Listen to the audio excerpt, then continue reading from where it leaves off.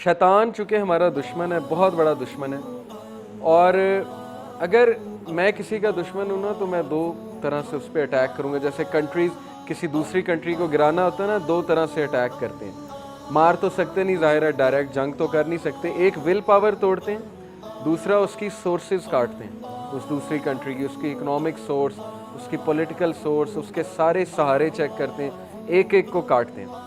शैतान आज हमारे साथ यही कह रहा है। एक वो हमारी विल पावर तोड़ है। विल पावर कैसे तोड़ है? नेगेटिव सेल्फ टॉक से कि तू बेकार है, तू किसी खाते में नहीं, तू कर ही नहीं सकता, तू बच ही नहीं सकता, तू एडिक्ट है, तू बेकार हो चुका है। लोग अपने आप को ईमेल्स मुझे करते हैं, इतनी लैंग्वेज उन्होंने नेगेटिव यूज़ की होती है, मुझे दुख होता है कि यार ये अशरफुल मखलूक़ात अकॉर्डिंग टू हेयर, जैसे लास्ट क्लास में मैंने बात की थी कि compare to creation on this earth अशरफुल मखलूक़ात, ये बात कर रहा है जिसको अल्लाह ने फरिश्तों को कहा था कि सजदा करो। क्या ये एक इंसान की टोन हो सकती है? बड़े दुख की बात है कि वो विल पावर ही तोड़ बैठा अपनी। वो ये कह रहा है कि मैं ख़त्म हो गया हूँ, मैं बच ही नहीं सकता।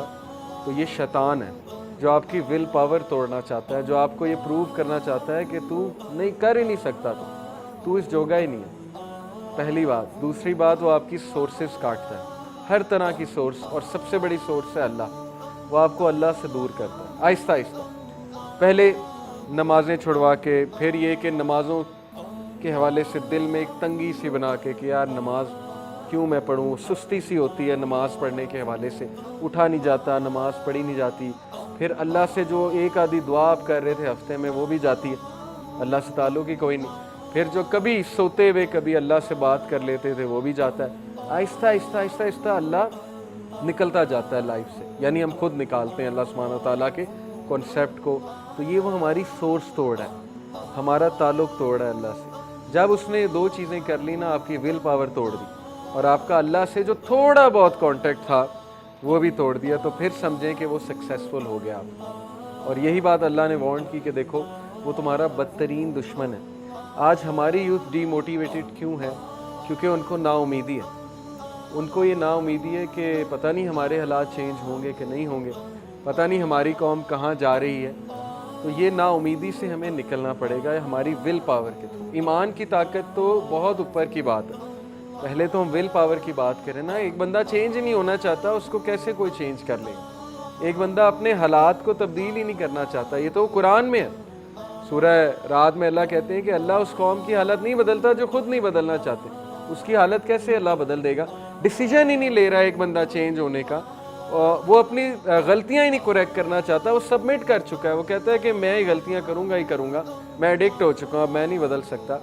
तो कैसे उसको अल्लाह ताला तब्दील कर दे? ये सोचने की बात है।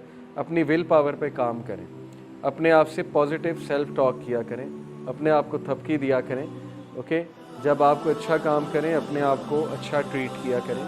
Negative self talk is very bad. चूँकि मैं पॉजिटिव साइकोलॉजी पढ़ता रहता हूँ, हमेशा पॉजिटिव इंटरप्रिटेशन किया करें हालात की। हर इंसान से गुनाह होता है, इंसान फिसल जाता है, लेकिन गिव अप ना करें। ये ना कहें कि बस अब मैं गुनाह ही करूँगा, मैं तो आदी हो चुका हूँ, गुनाह मेरी रूटीन बन चुकी है, अब मैं नहीं बदल सकता, मैं नहीं चेंज हो सकता। आपके सामने बहुत लंबी टू डू लिस्ट होगी, ये भी करो, ये भी करो, इतनी सुन्नत है, ऐसे करना है, वैसे करना है। Take it easy.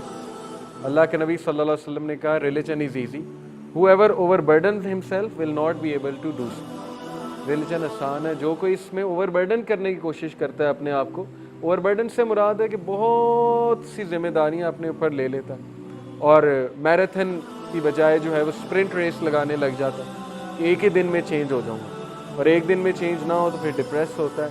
तो ये फिर मुनासिब तरीका नहीं, क्योंकि प्रॉफिट सल्लल्लाहु अलैहि वसल्लम ने कहा, everyone has his time of energy and every time of energy is followed by time of lethargy.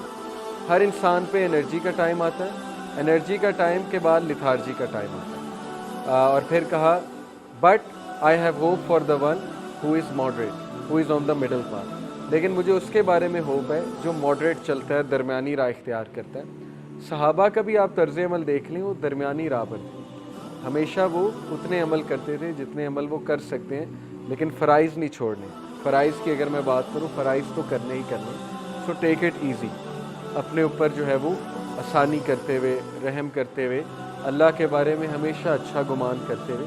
ये मत सोचें अल्लाह मुझे पसंद नहीं करता, اللہ مجھ سے نعوذ باللہ نفرت کرتا ہے, میرے تو بہت گناہ ہیں, پتہ نہیں اللہ تعالیٰ میری دعا سنے گا بھی کہ نہیں سنے گا. یہ سب شیطانی وسوسے. اللہ نے جواب دے دیے قرآن میں, سارے جواب دے دیے کہ اللہ تو اس کی بھی دعا سنتا ہے جو بھول چوک میں اللہ کو پکار لیتا ہے, اللہ اس کا بھی رپلائی کرتا ہے. اوکے, تو اس لیے ول پاور. دوسری بات یہ کہ اللہ سے تعلق کسی بھی طرح. اگر آپ نماز پڑھنے میں اسٹرگل کر رہے ہیں تو جتنی پڑھ سکتے ہیں اتنی پڑھیں. یہ نہیں سوچنا میں تو 5 نہیں پڑھ رہا لہٰذا 1 بھی نہیں پڑھوں گا, مجھ سے تو 5 نہیں پڑھی جاتی 1 بھی نہیں پڑھوں گا. نہیں, اسٹیپ بائی اسٹیپ جتنا آپ اللہ کے قریب ہوتے جائیں گے اللہ اس سے ڈبل آپ کے قریب ہوتے گئے. تو میں نے لاسٹ لیکچر میں بھی حدیث سنائی تھی. تو ان 2 چیزوں کو کبھی ہاتھ سے نہ جانے دیں. یہ ہمارا اینٹی ڈوٹ ہے. ایک ول پاور انشاءاللہ, دوسرا اللہ تعالیٰ سے تعلق. اللہ سے تعلق سے ایمان بڑھے گا ہمارا. جب ایمان بڑھے گا ہم میں کیپیبلٹی آئے گی مشکل حالات کا مقابلہ کرنے کی. لیکن وہ ایمان بڑھانے کے ذریعے آپ کو پتہ ہونے چاہیے. اس میں سب سے بڑا ذریعہ ہے اللہ کی عبادت کرنا, اللہ تعالیٰ سے دعا کرنا اور قرآن مجید پہ غور کرنا, قرآن پڑھنا.